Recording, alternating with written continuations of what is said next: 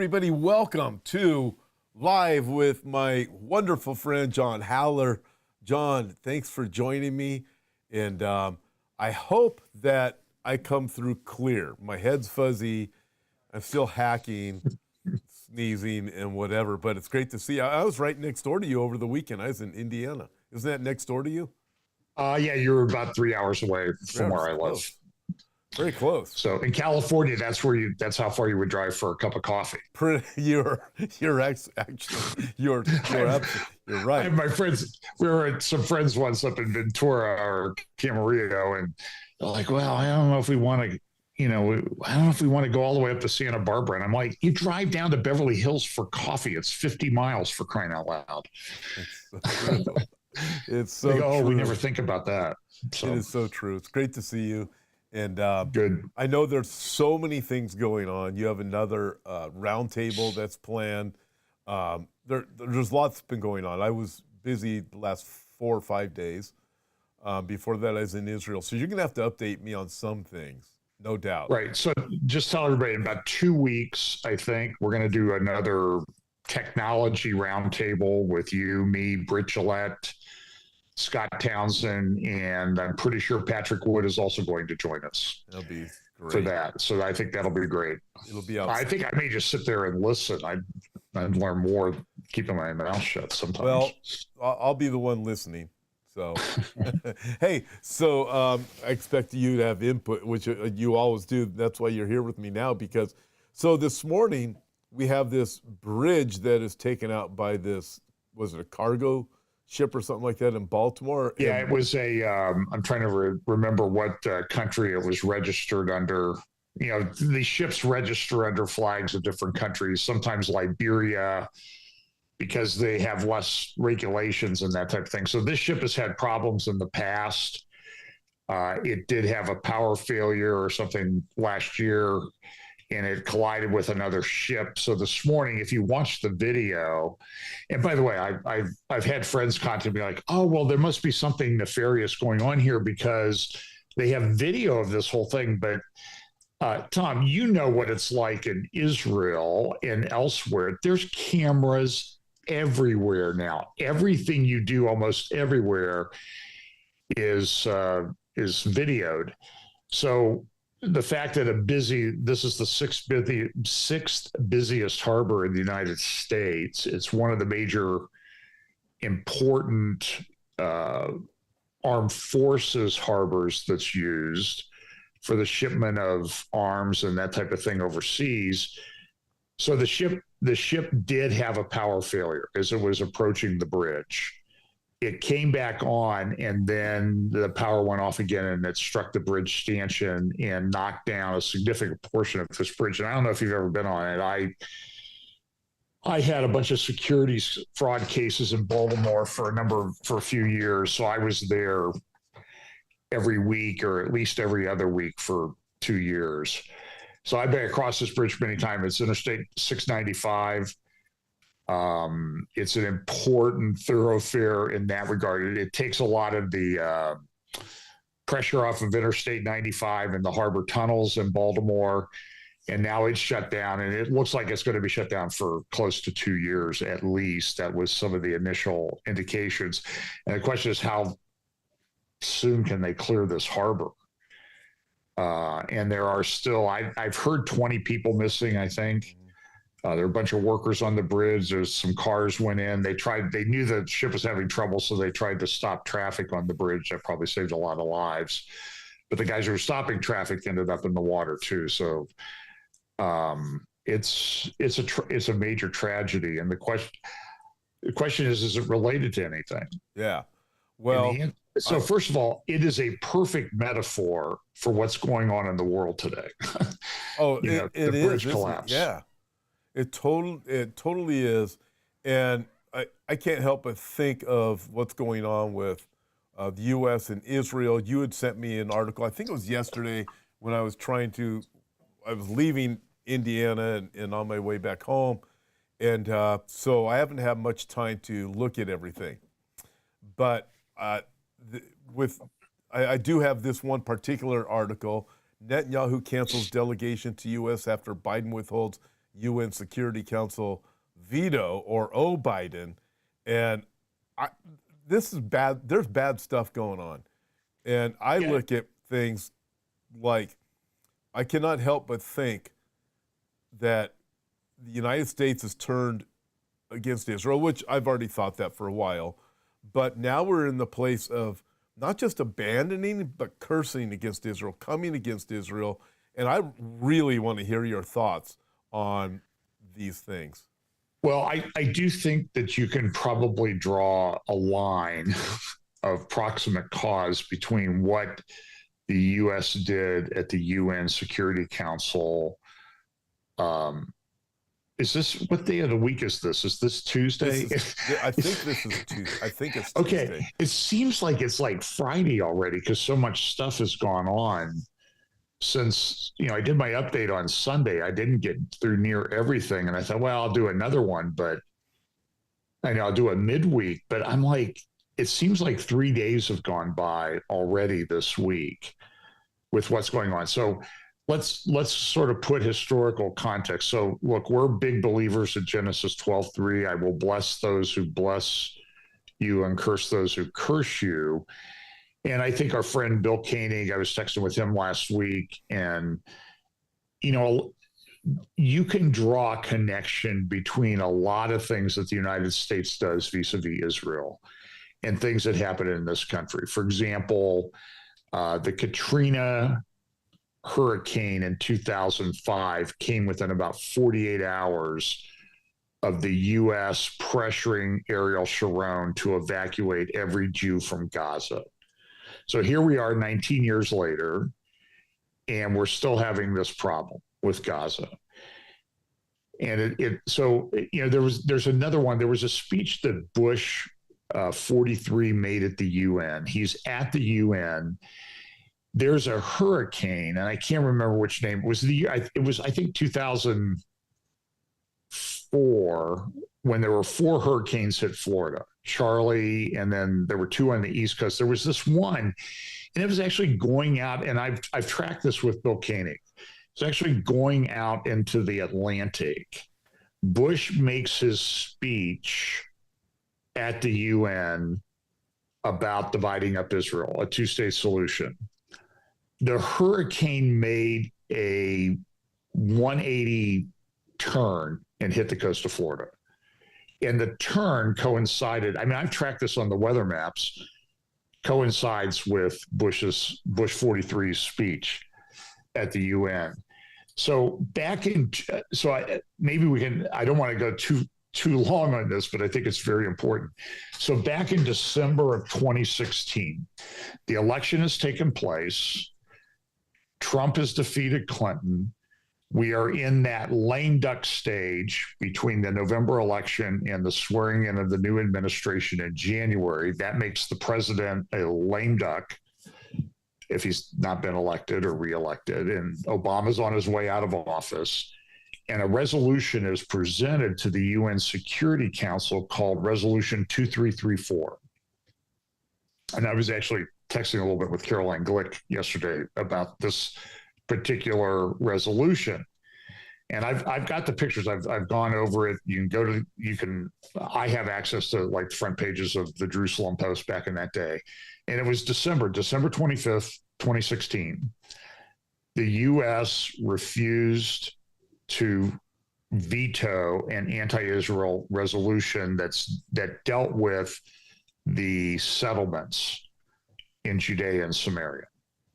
So we can say, well, we didn't vote against it, but that was the first time in U.S. history where the UN or the U.S. as one of the permanent members of the UN has a veto over any Security Council resolution. And to that point, we had always exercised that veto power. But there was Samantha Power justifying then the UN ambassador under the Obama administration, justifying why the Obama administration was not going to veto that. We were just going to vote. We were just going to abstain. Fast forward now 8 years, well, 7 years and a few months. And this resolution comes up yesterday about a ceasefire in Gaza and they say, well, for the month of Ramadan, and I think they said for the holy month of Ramadan too, in the just for the month of Ramadan, respected by all parties. So they want, a sustainable ceasefire. They want the ceasefire to take place, and it comes up for a vote. And what's her name? Linda Green Thompson, I think, is our ambassador. She abstained again. Wouldn't vote for it. Wouldn't vote against it. Wouldn't veto it. Abstain. So now and it doesn't really mention Hamas or the atrocities committed by Hamas or anything like that. So it's interesting. One of the other permanent members of the UN Security Council is the United Kingdom. And lo and behold, very strange that a guy showed up last week to visit with Prime Minister Sunak and current foreign minister and former Prime Minister David Cameron, a guy at number 10 Downing Street, a guy by the name of Barack Obama. What's he doing there? Why is he meeting with the Prime Minister and Foreign Minister of the UK? And then lo and behold, here comes this resolution, and we have a complete repeat of what happened back in December 2016. And I would suggest that the timing is fairly unmistakable that this key bridge in Baltimore, our sixth busiest harbor, has a collapse. They don't even know how long the harbor is going to be closed. So this is a major transit point for goods in the United States. Food, arms, manufactured goods, that type of thing. So this is going to cause a big disruption. And again, Genesis 12:3 seems to be a very operative verse.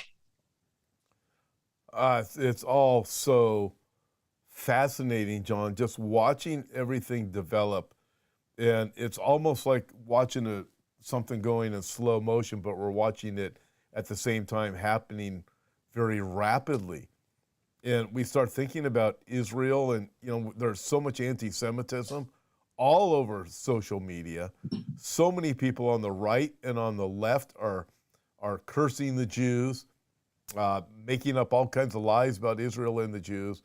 And it's pretty unbelievable. And John, we're witnessing what I would say is, you look at Zechariah chapter 12, the world's going to turn against Jerusalem and the Jew. Well, it isn't just leaders, it's people, it's the masses of people are. And watching Barack Obama involved in this kind of makes you wonder what his role really is. You've said the Biden administration for a long time. But real quick, before you go on to the comment on that, everybody, if you have a question, turn in your question. Make sure you put the word question in all caps, and so we can get to it. And then also, this coming Sunday, it's going to be Resurrection Sunday, known as Easter to some people. I like to call it Resurrection Sunday message from the Garden Tomb. It was really cool. We were able to secure the Garden Tomb just to be able to do Sunday morning Resurrection Sunday from the Garden Tomb with nobody else there but us. It was great. They were very kind to us over there in Israel while we were there. Palm Sunday message from the Lion's Gate. That was rather exciting. And hope you were able to catch that. But this coming Sunday morning from the Garden Tomb, and send in your questions. Okay, John, going back to this. Yeah, so let's go back to this, because there's another thing that happened too, is our friend, retired Brigadier General Amir Avivi was in Washington last week, meeting with people in Washington about aid to Israel and making sure that the weapons continue to flow, Iron Dome and other things that Israel needs that they get from us as part of this memorandum of understanding, the last of which was enacted at the end of the Obama administration, by the way, entered into. And Israel gets aid, but it's not like we give them money. It's sort of like, well, you agree not to produce this locally, and then you buy it from us. So now Israel's in a war, and weapons supply is good. So there's a lot of people been going to Israel to lobby. You mentioned that Ron Dermer and a delegation was supposed to meet with the Biden administration at the White House. Easy slip of the tongue there. was to meet at the White House about some of the issues that are going on in Israel. And Amir, who you've interviewed, I've interviewed from the IDSF organization, went to the State Department, and he hasn't identified the name. He did a briefing on the IDSF briefings yesterday. You can get those on their YouTube channel, usually the same day, or sign up for the Zoom that they have every day at 11 a.m. Eastern. And he said this person who's in charge of the Israeli-Palestinian desk at the State Department says IDF soldiers have been raping Palestinian women. Yeah. In Gaza. And Amir said he was shocked. I mean, he was rendered speechless. And you know, Amir, him being speechless is not usually a problem. And so he confronted them.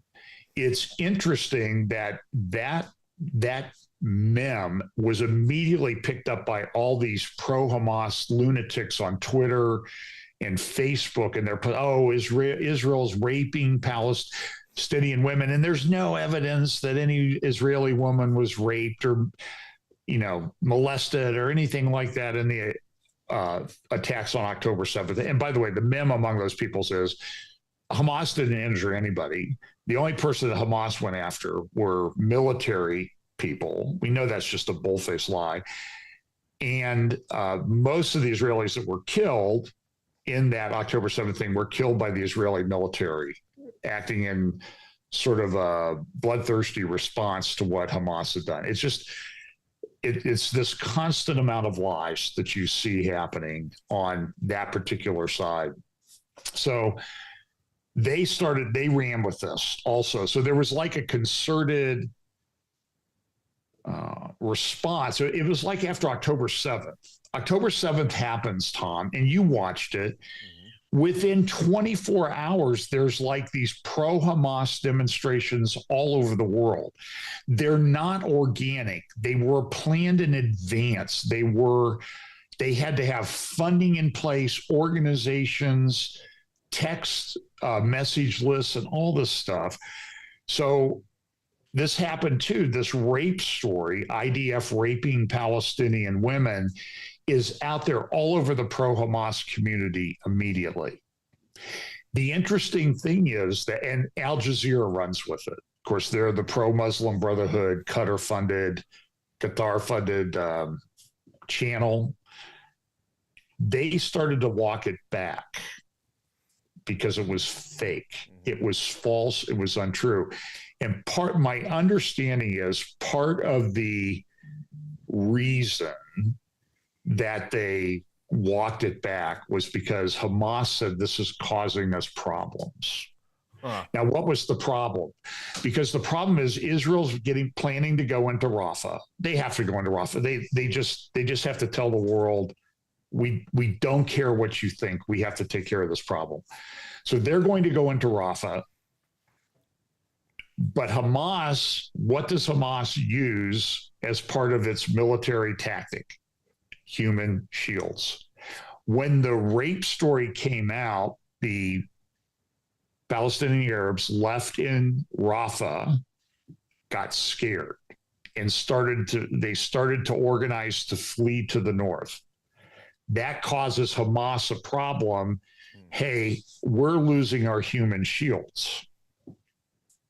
So they worked with Al Jazeera, I'm pretty sure, to walk that back. And by the way, I saw the political leader of Hamas, Hania, who lives, multi-billionaire who lives in Doha, Qatar, meeting today in Tehran with the foreign minister of Iran.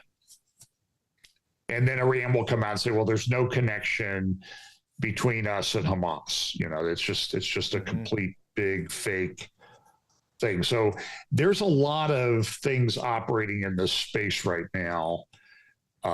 Israel's going to have to go into Rafah. And in response to what the U.S. did, and I think Netanyahu was correct in doing this, he canceled the delegation, told them, don't go meet with the people. I think he brought him back home. Don't go meet with the people there because they can't be trusted. I mean, and so the question is, I mean, why would the Biden administration do this? Well, I think the reason why the Biden administration did this was because now you see the connection. You see the Hamas political leader meeting with the foreign minister of Iran in Tehran a few hours ago. That's the connection, is that we're going to do everything we need to protect whatever we're trying to do, the U.S. administration is trying to do with Iran. And the polling is really turning south for the Biden administration right now, too, as far as I can understand. They're not having a good week. Well, it's I watched Kamala Harris, I think it was yesterday, giving a warning. I mean, she couldn't think of it on her own. Giving a warning if that Israel reading a script, right? Better not go into Rafah. And I'm looking at this going, it was a threat. And so I'm looking at this going, okay, what's going on with the U.S. and the UN against Israel? Kamala Harris threatening Israel, you better not go into Rafah.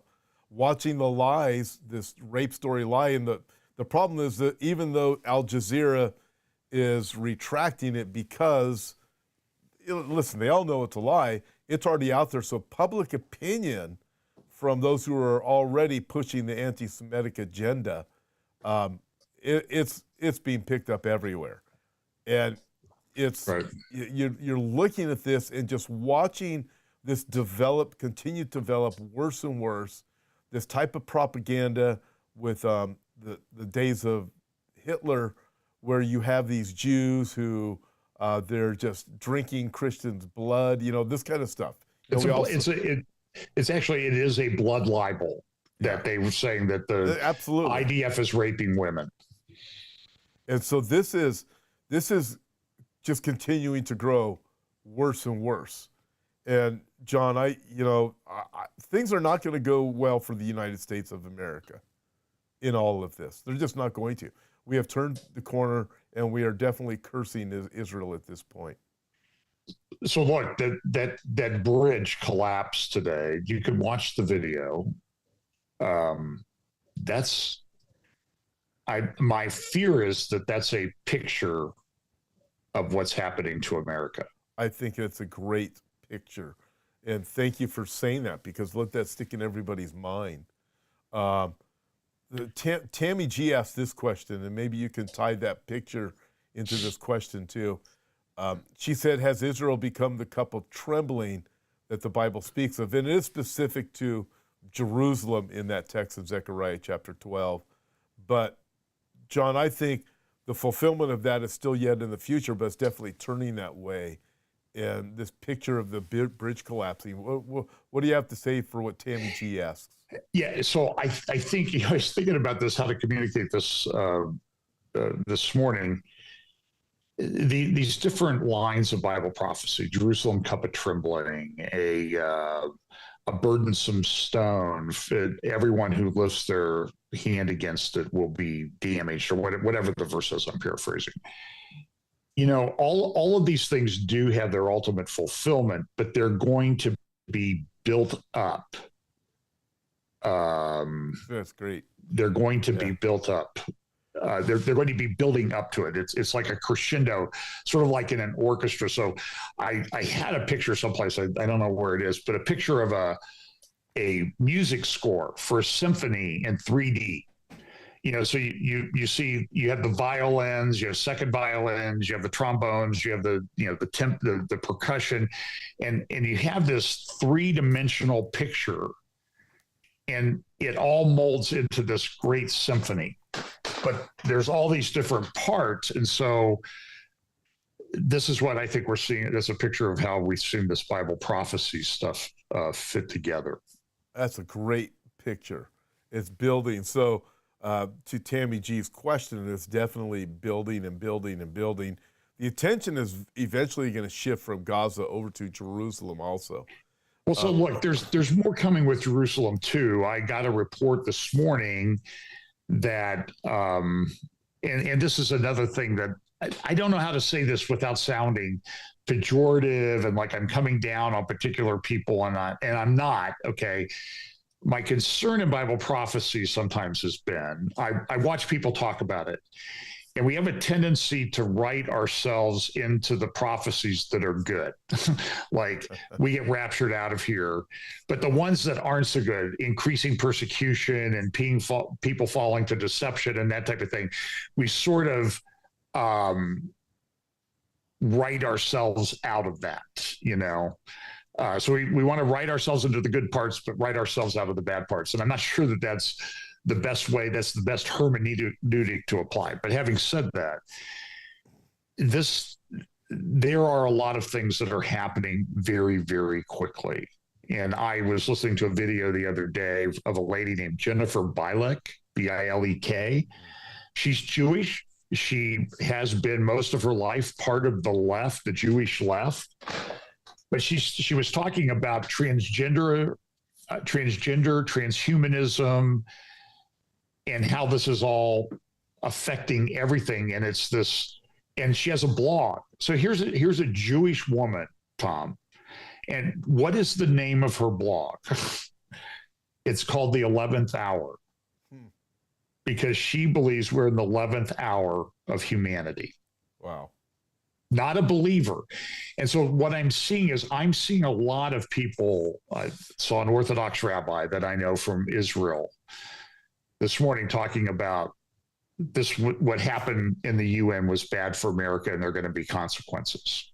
He put that up overnight. Now the bridge collapses.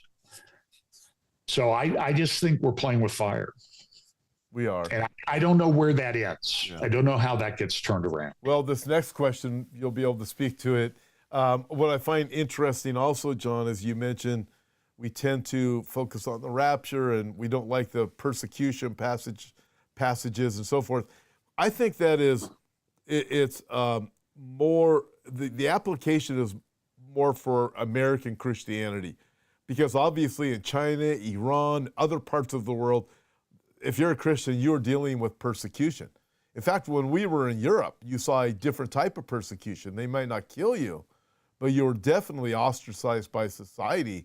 Mm-hmm. And so, but American Christians just seem to think there's no such thing as persecution and we should ignore it and it's not going to happen to us. But I say not so fast. Okay, with everything that you said, plus that, Catherine Cole asks, why do you think that America isn't mentioned? Could America be part of the 10 kingdoms? I'll say this, I do believe America could be part of the 10 kingdoms, but America is not a player.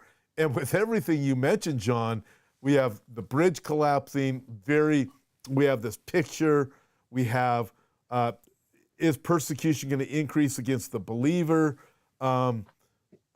Because America's not mentioned in Bible prophecy, much to the surprise of some people who watch us.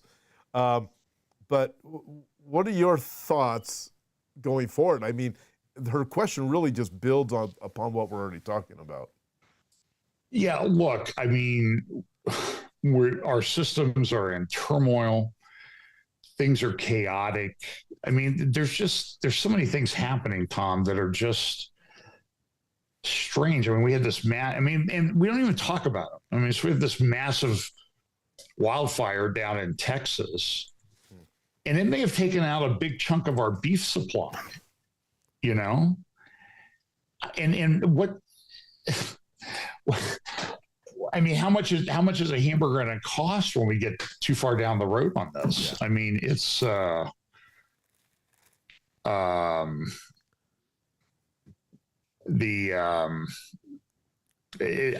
don't know. We're in big trouble. And then you look at our political system, which is just total chaos. And whether you like Trump or not, what they've been doing to him in the court in New York, I'm a lawyer, okay? I know I've had big judgments against clients. I've had to get appeal bonds and that type of thing. And I am telling you, this case against Trump on the supposedly fraud in overvaluing things is the most bogus, ludicrous, weak, ridiculous case I may have ever seen in my life. But the point that we should learn from that is if they'll do it to him, they'll do it to you. Exactly. And this is what they do in Venezuela. Or I don't know if I should, well, I'll say Brazil. This is what they're doing to Bolsonaro in Brazil. They've taken his passport away so he can't leave the country because they're taking this narrative that they built like they did around the election in 2020, and they're using it. It's now the template. It's now the playbook of the left. And it's very troubling. And I know people who know former President Bolsonaro, and my understanding, is a good Christian guy and a supporter of Israel. Yeah. And the lunatic they have in there now, whose name is Luna or something like that, Bad news, is very anti-Israel, very, very anti-Israel. He's bad news. As we look at what's going on, what they have done to Trump, listen, they can take down anybody. I'm going to throw something else out there. A person who's very anti-Trump, suddenly, I want to say this, P. Diddy, right? So his homes get raided last night, and he obviously is into sex trafficking. That's been well known by a lot of people. Zach has reported on that here, and but that's been well known. He strikes me as an Epstein kind of guy.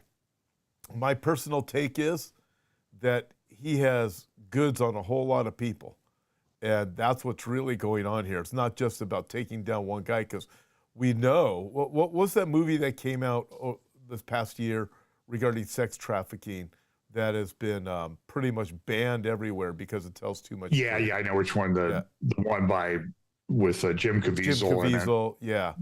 And you look at this, you go, okay.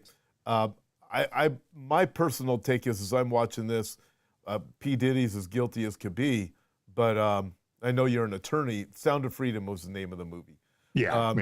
But you're an attorney, so you might not say that he's guilty yet, but I will. So, but with that, I still look at it with, look, he's being taken out because he does. I mean, nobody can tell me he doesn't have a whole lot of dirt on a whole lot of very important people. And so he's facing, they're removing him from the, he's becoming a threat to them. So they'll take out anybody, a Trump on the right and somebody on the left if it's going to come against their deep state plans. Yeah, it's boy. You don't have to comment on that. I'll go here. No, it's well, you know, look, the sex trafficking cases from an attorney standpoint are very difficult to prove because of the age of minors and that type of thing, and the nature of the allegations and stuff. So that may be why they focus in that area. And I'm not denying that any of it's false or anything like that. I'm just saying that's a place where you can really get the goods on people, you know, by getting them brought into that horrible thing that happens. It is. I see a Jeffrey Epstein thing going on, but that's me. Hey, you know, Jeffrey Epstein for years lived 15 minutes from where I live. He lived over in New Albany, Ohio, next to his best friend. So, his plane took off and landed at Port Columbus Airport like 400 times over a 3-year period. So we know a little bit about him here locally. Well, so I'll move on from P. Diddy for right now. I've got my own thoughts. I'll probably do something on him later on the week or maybe this weekend. So J.P. Morgan to roll out controversial biometric payments. Face scanning payments are planned for 2025. I don't know if you want to comment on that. I do need to get to a question Tom Doolittle's asking about Matthew 24, verse 31. So I want to go there next, and I'll read it. And that conversation will be really interesting about that verse between you and myself. But as I'm looking this with J.P. Morgan rolling out their biometric payments, thinking of the roundtable that you have that's coming up, interesting things keep developing in the world of tech, and how, in a very real sense, the noose is being tightened around everybody. That's happening, Tom. You know, we talked about that about 4 or 5 weeks ago now, and it's ramping up even more than we thought. I mean, it's hard to I did a thing Sunday. I did some of the stuff from the NVIDIA had a big rollout of a lot of new chips and that type of thing. And they had that one chip they announced. On that one chip, they have 208 billion transistors. And now they're putting them into arrays and they're processing things. And then I'm also hearing that they're getting very close on the quantum computer stuff, which will completely change everything. So you mentioned something to me last week. I don't know if you want to comment on it right now. Maybe we can wait till later.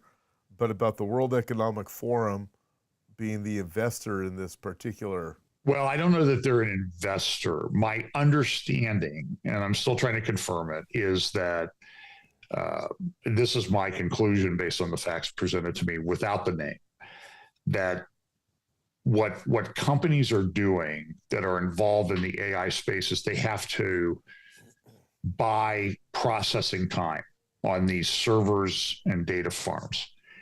And that late last year, early this year, there was a big purchase in the industry, but it wasn't an organization involved in the industry per se. You know, it wasn't like Microsoft, by the way, is the biggest AI company by far. Now, NVIDIA provides sort of the processing backbone for all of this, but this organization bought more processing time by a factor of 4 than anybody had ever bought. And it was kind of shocking in the industry, according to my understanding. And the best I've been able to piece together, that it appears that that processing time was bought by the World Economic Forum. Now, why would the World Economic Forum be buying all of this processing time? I mean, what are they going to do with it?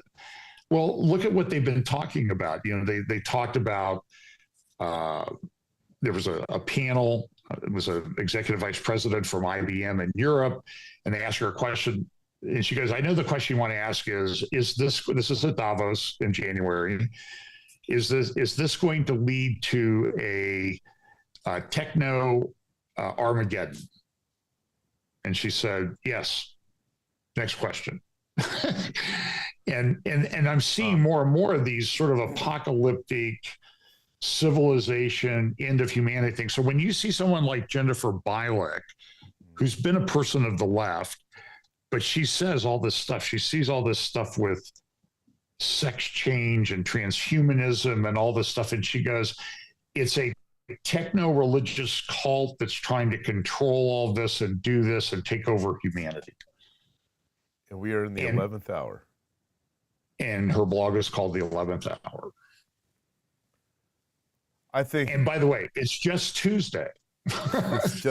You know, this has all come up in just the last 2 days. Yeah. I think it seems like it's Friday already, but I think it's these are all, when you look at the signs of the second coming of Christ, what they really are warning signs to get our attention for people who aren't paying attention, that all these things are going to be fulfilled just as the Bible says. And they like shout at us. But the signs themselves are scary, but they point to Jesus coming, which is great. John, let me ask you this. Tom Doolittle's question.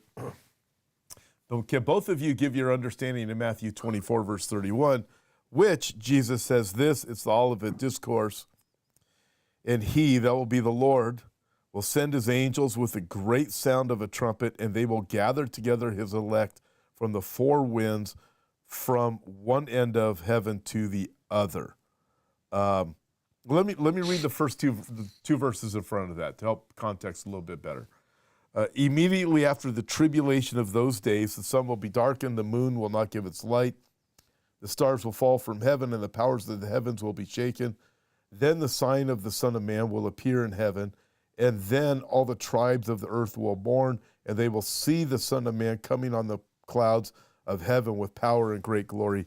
And he will send his angels with the great sound of a trumpet, and they will gather together his elect from the four winds, from the one end of heaven to the other.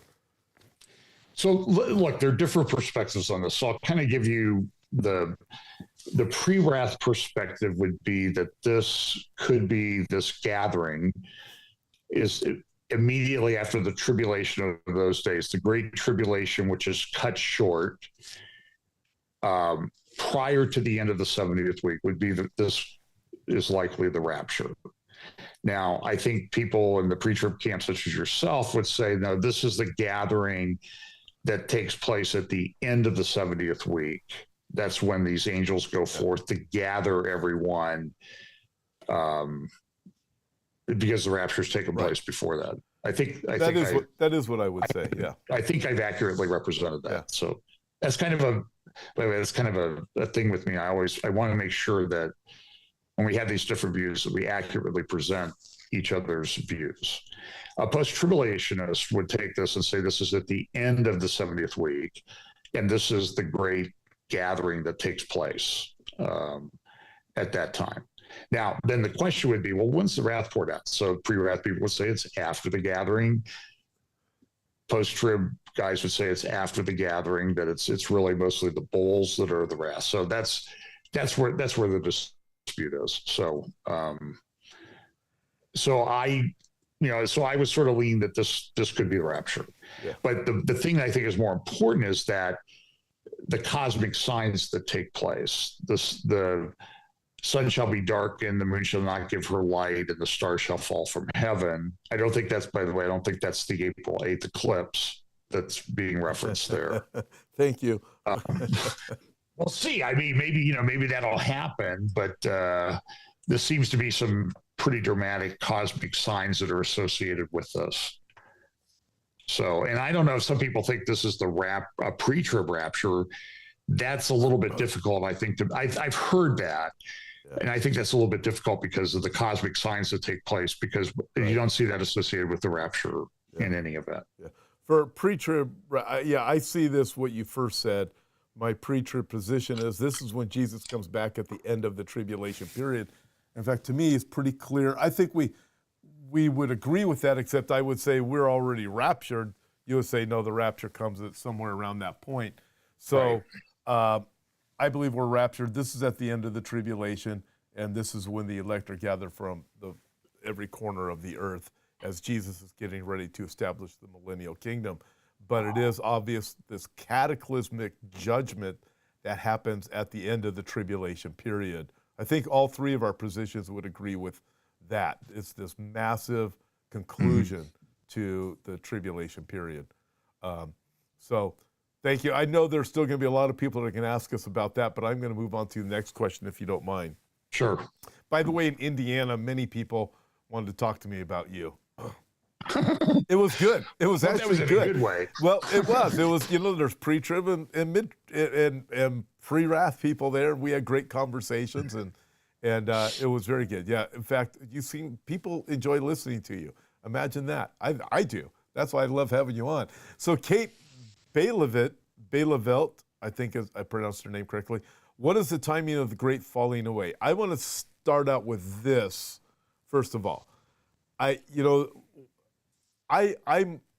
challenged to think in 2 Thessalonians chapter 2 that is necessarily, when it says in King James and New King James, unless the falling away happens first, that's necessarily about an apostate church at that point. I think there are many different passages in the Bible that are very clear that in the last days there will be this turning from the faith. I believe we are already experiencing it to the point, John, where I would even say it's kind of like you were saying, everything is building to the crescendo, like as you said earlier, whether it be what we see happening with Israel, the Jews and anti-Semitism, everything is building, building, building. So is this, 1 Timothy chapter 4. There will be doctrines of demons speaking lies and hypocrisy. That's speaking of the church. There are 2 Timothy chapter 3, having a form of godliness but denying the power thereof. 2 Timothy chapter 4, the people will have they'll be raising up for themselves teachers that will itch their ears, not putting up with the truth. So this is something that's just going to build worse and worse and worse. And I'm watching, what's the guy's name down in, I think he's in Florida or Georgia. Oh gosh, I can't think of his name right now. I can picture him. The preacher, Elevation Church. I can't think of the pastor's name. Stephen Furtick. Stephen Furtick. He said this Easter, this Resurrection Sunday, when you bring your friends here, know that they won't hear about Calvary or judgment or sin or something like that. 3 specific things. I wish I could remember what they all are. So you look at this massive movement within the church, and we're already rapidly there, but I believe it's only going to increase. I don't think it happens in the moment, in the twinkling of an eye. I think the great falling away has already begun. Right. Yeah, I mean, look, I think again, it's one of these things that's in process. You know, it's sort of like a thing that reaches a peak. And when it reaches the peak, that's where the man of sin it's tied to the revelation of the man of sin, I think. You know, by the way, I just got a text that the temple, I think the Temple Institute or some people associated with the red heifers in Israel are having a conference tomorrow up at Shiloh to talk about it. Boy, well, I don't know what that means, but you know, that's where they've been keeping those red heifers, is up there around Shiloh, is my understanding. That's what I understand too. They're somewhere at Shiloh that are being kept. Somebody told me that when we were down at Bethel, that they originally were brought there and then maybe moved to Shiloh. I don't know all the facts on it. I probably have to ask somebody else like Mondo to get more detail on that. But yeah. When you look at the state of the church in the last days, we know there's a separation of wheat and tares. I think, John, we are experiencing that just with what's going on with Israel, the nation of Israel. Because when October 7 hit, I mean, wow, how many pastors suddenly aren't supporting Israel? On October 6th, they would say, yeah, we support Israel. Now we're just watching this complete abandonment. And the reports are coming out. There's, I think Caroline Glick interviewed a guy, and even Benjamin Netanyahu met with him. He's a professor of urban warfare at the West Point Military Academy. And he says what Israel's doing is unheard of in terms of the ratio of fighters to civilian deaths. The ratio of Israel is of who's being killed in Gaza. We don't want people killed. That's not what but it's better than any army in human history. And there was also this narrative that Israel had flattened, completely destroyed Gaza. Now those numbers are coming out, and the numbers are like the buildings really damaged and destroyed in Gaza are way below the percentage of buildings done in like Frankfurt and Dresden back during World War II by the U.S. And Mosul, it was like 70%, 60-70% of the buildings were destroyed. In Gaza, it's maybe 35%. So the narrative is changing daily because, well, the facts are kind of catching up to the lies. But people have been telling. But the lies are already out there, which is, you know, what you were talking about earlier in the program, and they are everywhere. Nobody's retracting their lies. You know, and also these numbers of 30,000 civilians dead. These are coming from Hamas. I mean, Hamas. Well, that, by the way, the number's been about 30,000 for like 6 weeks. Yes, now. Yeah, it has. It hasn't changed. It hasn't changed. Yeah. And so you've noticed when that number hasn't changed, now they start and they publish these charts, and the charts continue to go up like in a progression. But the numbers never do, and they changed the numbers. And so now that they're having trouble on the numbers, they change like, oh, well, Israel's raping women too. You know that. Yeah. That's when they bring that up. And all they do is throw the lies out because people, even though people, and we see them all over social media, even though they are now confronted with this is a lie, they won't take down their posts. I mean, I'm thinking of several people I know that are on the right now, as of this morning, that still have these lies that are all over their posts, and because of the Jew hatred that they really have. Yeah, was one of those recently fired by her company? Yeah, one of the ones you're one of them, and there's several others too, and they're all over social media. I mean, listen, it's so absurd. So somebody pointed this out to me about Israel being an apartheid state and Muslims can't come and go. Well, there I am. on video. Anybody can watch it. It was my video from this Sunday morning, doing my Palm Sunday message. And what is it? I'm standing at Lionsgate, and what do you have? Muslims coming and going in and out of the city the whole time. And Jews also were there. You had IDF people, you had Israeli police, and Muslims coming and going the entire time. But what I read coming from those same certain people on the right is Muslims have no freedom. That's not the case. I got a cab ride from a Muslim driver at the Jaffa Gate who, I think I mentioned this last week, who said this is the first, we were his first customer since October 7th. Muslim driver. We had probably 5 different Muslim drivers while we were in Israel. All over the land of Israel we were going. So the lies are unbelievable, but these people don't say that stuff. They won't tell the truth. Right. It's, when you look at the numbers, they say, well, they're committing genocide. And then you see this nonsense. I mean, you look at the numbers, and the number of Arabs in Gaza have doubled since 2005. So if Israel is committing genocide, they're probably the most inept country at doing it in the history of humanity. It's just complete nonsense. And I would highly recommend, there was an interview that Douglas Murray gave with some lady from South Africa media. And she was going, well, Israel has completely surrounded Gaza. And he goes, well, wait a minute. Part of the border is with Egypt. Are you criticizing Egypt? She goes, well, that's not really that. He goes, well, it is important because they've got a better fence there than they did at the border fence between Israel and Gaza. And there were 18, 20, 30,000 people from Gaza going across that border every day to work in Israel. Yeah. At least that many people. Yeah. Nobody talks about the fence that Egypt built to keep the people. Go look at it. That's the fence, by the way, maybe we should build on our border. Yeah. No, well, we'll never have that with our current administration because that's a whole nother story. They just want to do everything they can. I believe, John, anyways, this administration wants to destroy America. That's my own thought.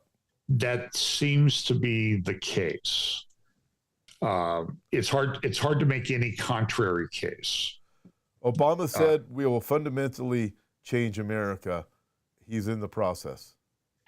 That was at a rally after the election in 2008, a little bit before he was taking office. He said, and I don't know what he said, in 7 days, we are going to fundamentally transform the United States of America. Yeah, and he's having his way. And he still is. Yeah, you look at that border and think that's exactly what's going on. I know I kept you overtime, John. That's okay. I hope we answered a few questions today. This is a very, it's, look, I live in the real world too. It's a troubling time to be alive. I mean, I know that Jesus is our bridge and he's not going to collapse, I guess is the best way to put it. Amen. It's very good. Hey, join me for this Sunday morning if you can. I'll be doing my Resurrection Sunday morning from the Garden Tomb. It's going to be terrific. I think you guys are going to be really blessed by it. John, are you doing your Sunday also? I think I'm going to try to shorten it a little bit. I'll try to do something this week. I think I don't know. Things go by so quickly, and it's like, I do a few interviews, and I think I'm doing something with Olivier Melnick tomorrow. He's going to be at church in a few weeks to speak to us. So I'll try to put up a midweek. I said I would on Sunday. I've got a few things I didn't get to, some stuff I'd like to talk to you about. Maybe we can do it next week about the northern border thing. What's going on? Why is all of this happening? And there was a good article at JNS last week.